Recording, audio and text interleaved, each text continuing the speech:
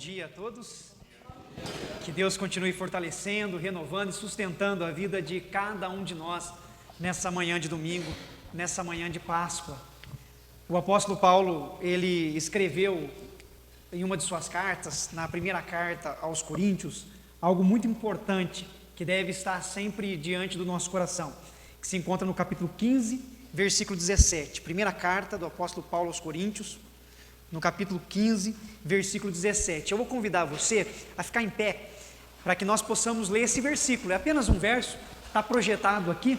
Se você quiser acompanhar através do Data Show, você pode acompanhar, mas eu queria que nós lêssemos juntos esse versículo da palavra de Deus, 1 Coríntios, capítulo 15, versículo 17. Vamos lá, todos juntos? E se Cristo não ressuscitou, é vã a vossa fé, e ainda permanecei nos vossos pecados. Amém. O apóstolo Paulo disse: se Cristo não tivesse ressuscitado, seria vã a nossa fé. Nós cremos no Senhor, que se fez carne, o Deus que se fez homem, desenvolveu todo o seu ministério entre nós, morreu pendurado na cruz do Calvário, mas louvado seja o Senhor, porque ao terceiro dia Ele ressuscitou dentre os mortos, e Ele vivo está.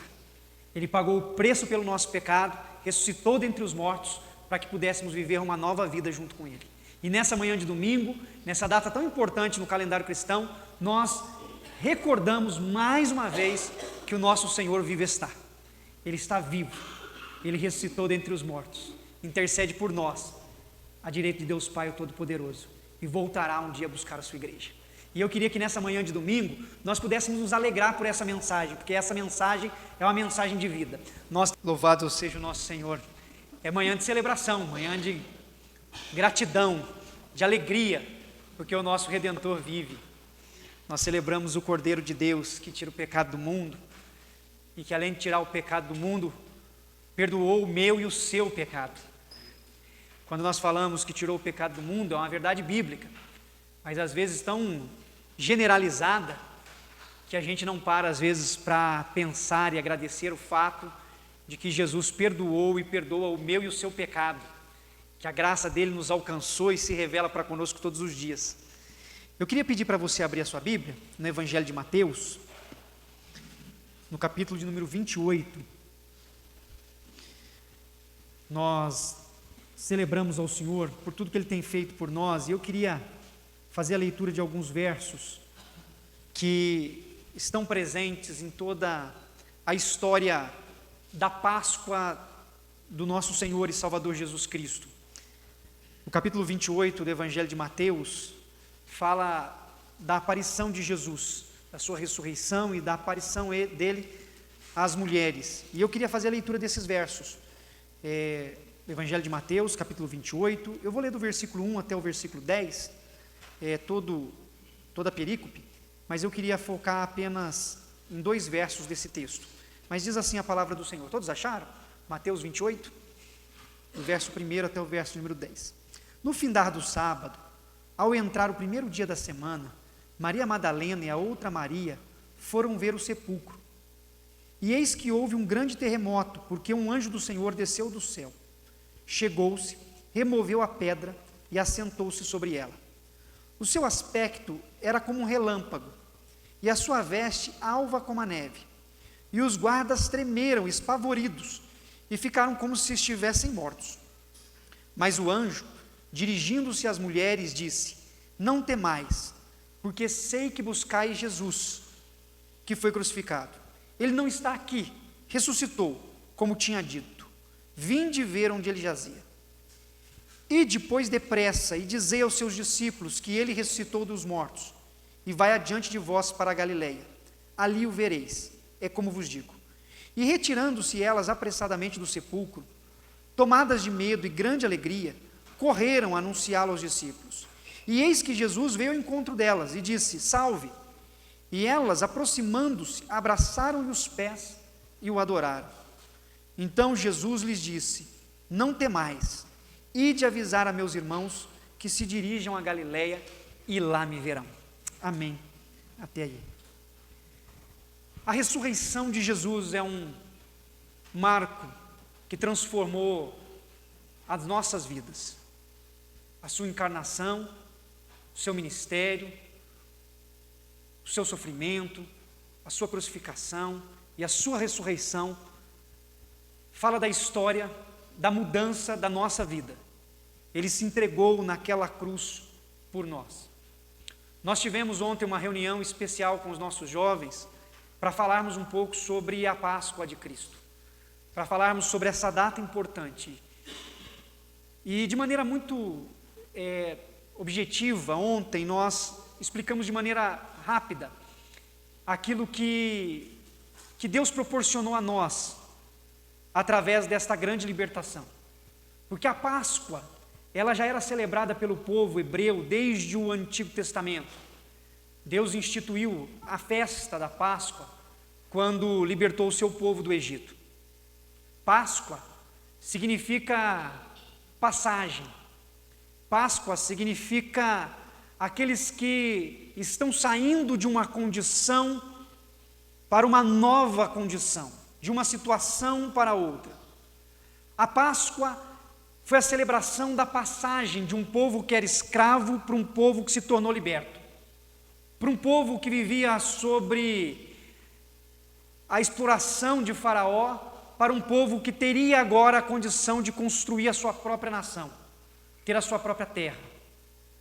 Deus dá ordem ao seu povo para que pudessem celebrar a Páscoa, para que matassem um cordeiro ou um cabrito de até 2 anos, que fosse perfeito, que não fosse manco, que não tivesse nenhuma mancha.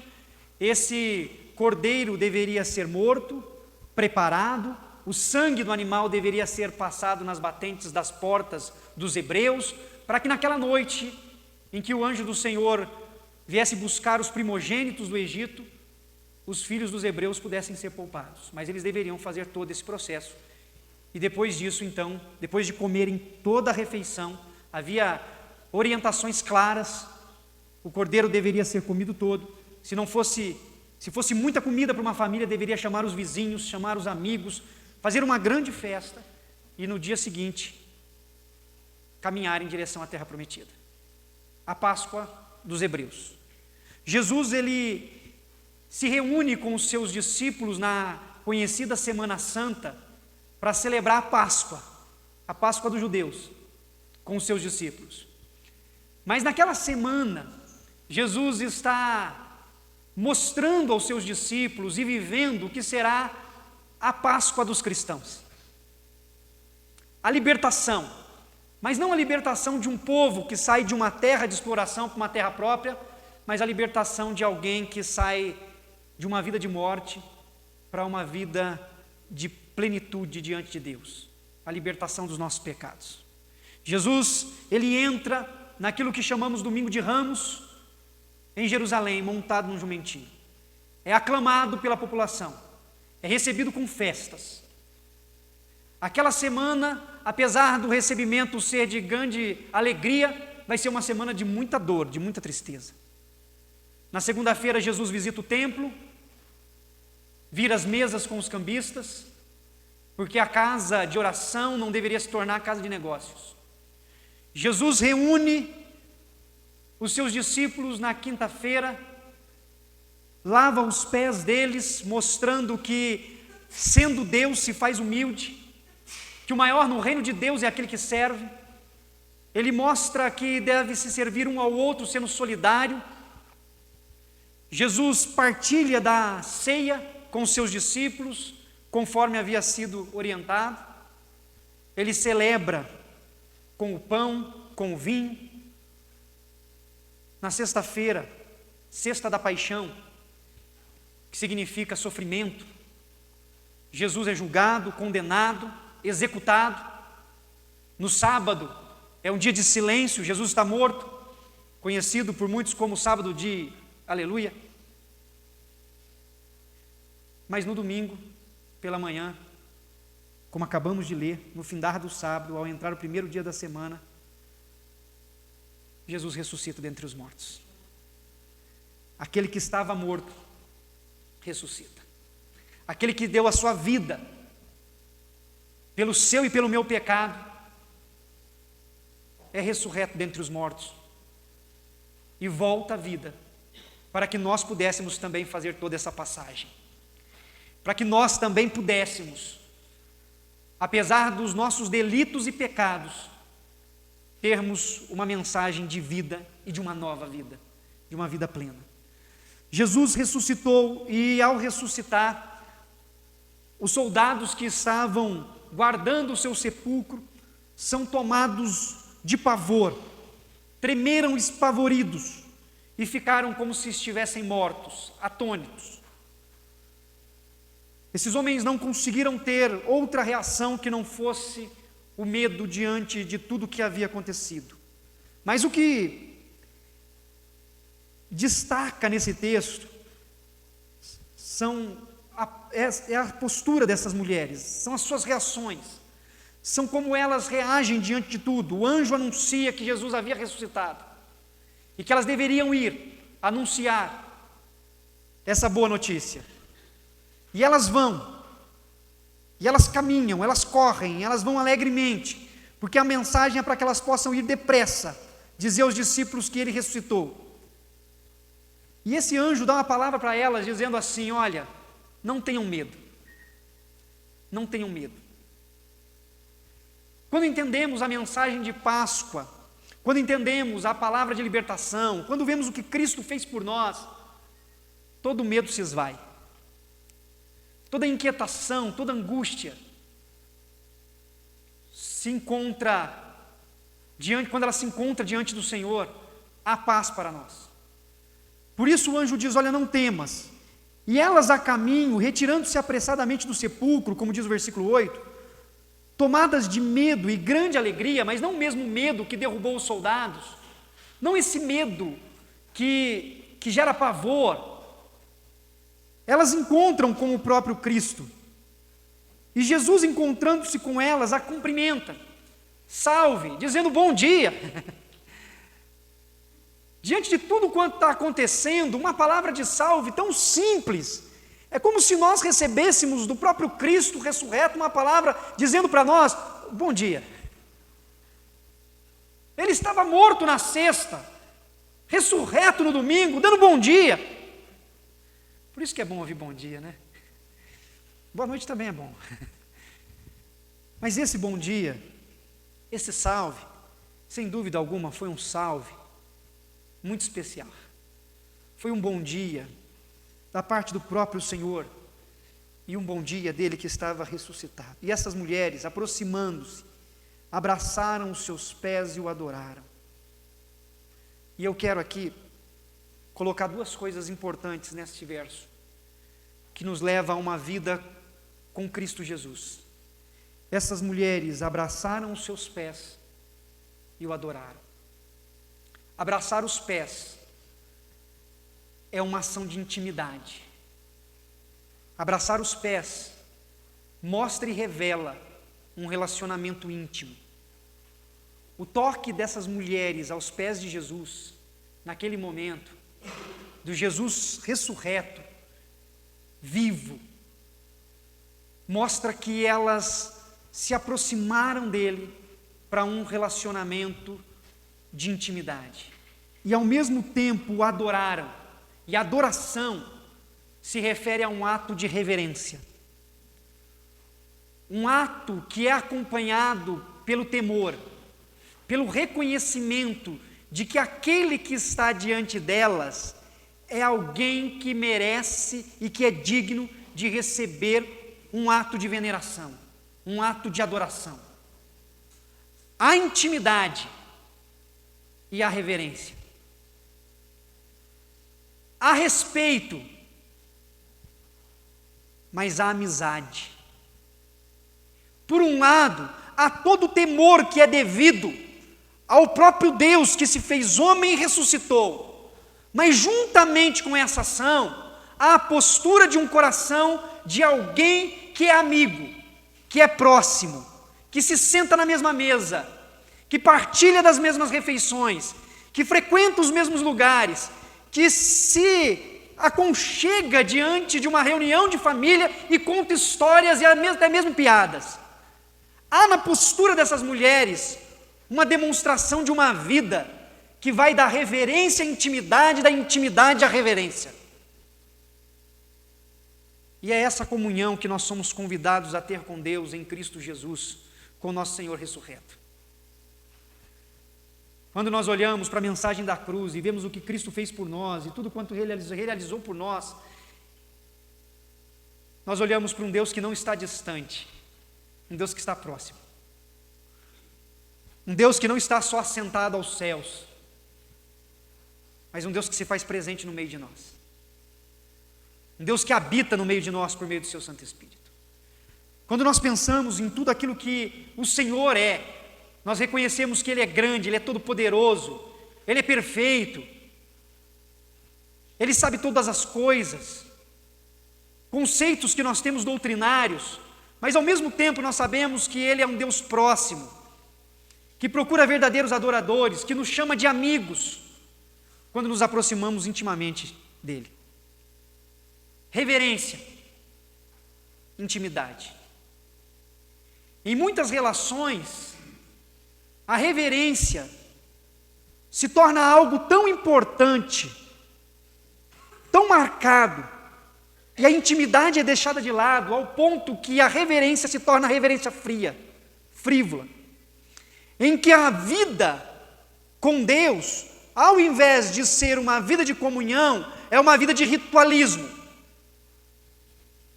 Eu me reverencio, eu me calo diante do Todo-Poderoso. Ele é Deus, Ele é digno de receber toda a reverência, mas se torna um Deus distante. Por outro lado, a intimidade sem reverência também se torna uma relação onde muitos equívocos podem ser cometidos. Porque a intimidade sem o devido respeito pode tornar um relacionamento fútil, aonde as pessoas usam do seu relacionamento com o próximo, com um amigo, e agora no caso com Deus, para manipular, para fazer sua própria vontade, para realizar os seus caprichos, os seus desejos, e se tornar uma relação focada única e exclusivamente no emocionalismo, numa busca de satisfação pessoal e própria. Intimidade sem reverência torna-se uma espiritualidade falha. Reverência sem intimidade, de forma semelhante.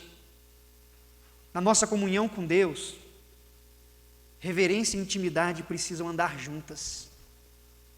Nós precisamos nos dobrar perante o Rei dos Reis, Senhor dos Senhores. E ao mesmo tempo, quando nos assentarmos à mesa, sabermos que Ele está conosco naquele momento de refeição. Nós precisamos nos humilhar diante do Deus vivo e reconhecer o quão pecadores somos. Mas precisamos nos levantar e caminhar na nossa vida, sabendo que o nosso Senhor caminha conosco, habitando em nossos corações e sendo nosso amigo verdadeiro em todos os momentos e nos ajudando em todas as batalhas. Intimidade e reverência. Após a ressurreição, essas mulheres, ao ouvirem o bom dia de Jesus, elas mostram que elas são íntimas e que elas são reverentes. Elas mostram que elas sabem que Jesus é o próprio Deus, e elas mostram que elas sabem que esse Deus é amigo delas. Intimidade e reverência. Essa passagem, essa mudança, esse novo relacionamento, essa nova vida, só foi possível porque Jesus se fez homem. Porque Ele aceitou pagar o preço pelos nossos pecados. Ele passou pela sexta-feira da paixão, enfrentou toda a batalha, foi para a cruz, símbolo tão forte do cristianismo, que está no púlpito aqui nessa manhã. Ele foi crucificado, e naquela cruz, diante de todo o sofrimento, não só o sofrimento físico pelo qual Ele passou, não só pelas agressões físicas que Ele sofreu, mas naquela cruz, o maior peso e o maior sofrimento que Ele carregou foi o seu e o meu pecado. E por causa de nós, naquela cruz, ele disse: Elohi, Elohi, lama sabachthani. Deus meu, por que me desamparaste? A maior dor foi a dor da solidão. A maior dor foi a dor do próprio Cristo sofrer pelo pecado da humanidade. Mas domingo pela manhã, ele ressuscitou dentre os mortos. Ele venceu o pecado. Ele venceu a morte. Ele venceu o diabo. Ele venceu. E na sua vitória, ele nos trouxe para a intimidade reverente e para uma reverência de intimidade. E que você possa desfrutar isso com o Senhor. Que nessa manhã de domingo, que nessa Páscoa, você possa celebrar isso. Seja íntimo de Deus. Viva em comunhão com o seu Senhor. Leia a sua Bíblia. Ore. Confesse os seus pecados. Tenha um tempo de solitude com Deus. Um tempo de silêncio, onde você se retira do barulho e vai buscar o Senhor, vai orar, vai ouvir a voz de Deus. Leia um livro que vai te edificar espiritualmente. Busque comunhão. Busque intimidade. A intimidade do Senhor são para os que o temem e o buscam. Intimidade. Coloque-se reverentemente na presença do Senhor. Ele é o teu Deus. Portanto, diante dele, confesse. Seja sincero. Seja transparente, seja claro. Ele conhece todas as coisas. Ele sabe, mesmo que você não diga. Ele sabe. Mas a sua sinceridade, a sua transparência, a sua atitude verdadeira demonstra reverência. Demonstra reverência. Demonstra dizer: Deus, não tenho o que eu possa esconder do Senhor, porque o Senhor é o Todo-Poderoso e o Senhor é digno. Portanto, abra o seu coração para Deus. Que nessa manhã de Páscoa, que nós possamos ter a alegria dessa comunhão, intimidade e reverência. Finalizo a minha palavra aqui nessa manhã, deixando um desafio para todos nós, que nós possamos buscar dia após dia uma vida de intimidade, uma vida de reverência diante do Senhor. Que Deus assim nos ajude. Eu queria que tenha um tempo de oração.